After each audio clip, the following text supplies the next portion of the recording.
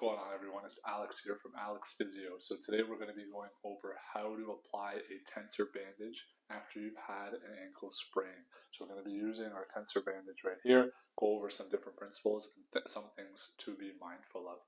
Tensor bandages are important after an ankle sprain to help reduce swelling and to facilitate healing, but it isn't to be used in isolation. You want to make sure you're following some of the other principles after an ankle sprain, such as elevating the ankle, doing the appropriate exercises, making sure that there's no other injury associated or more serious injuries such as a fracture, getting an x-ray if needed, and talking to your family physician or your physiotherapist.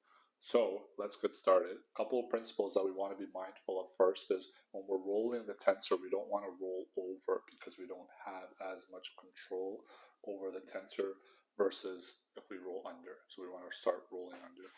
And the way we're going to do it is you also want to try to make sure that your ankle is pointing up and kept in this position, because if you try to apply the tensor bandage with your ankle pointing down or just resting, then the strength of the tensor isn't going to be as robust and maintain its purpose versus if you kind of keep that ankle in a neutral to a little bit of dorsiflexion.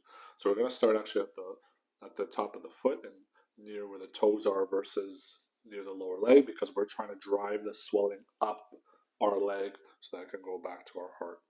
Okay, so the way it's going to start is I'm applying over, and again, I'm trying to put about 50% tension. So if this is 100% tension, I'm taking about 50% of that, and I'm trying to overlap the tensor about 50% with the previous tensor strip that I applied. And I keep my heel open a bit at the start initially, and then I start to close that down.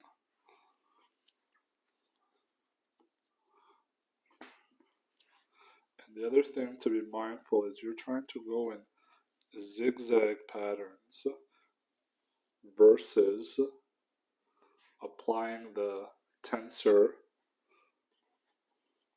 circumferentially.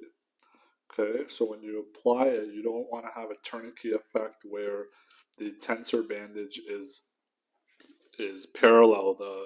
The wraps are parallel to each other. You always want to have it at a bit of an angle so that you're not getting a tourniquet effect or you're not affecting the blood flow. So you always want to kind of go at an angle.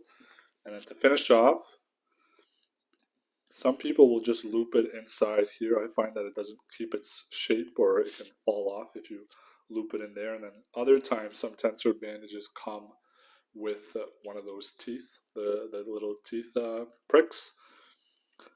And I find that if you have poor sensation, or when you had the injury, you injured some of the nerves there, then if you don't have sensation in that area, putting a sharp little prick there is not the most comfortable, and it can lead to an infection possibly, especially if you have a history of diabetes or any other condition. So we're just going to wrap this tape around, try not to get the skin, especially if you have hairy legs. And there we go, that's that.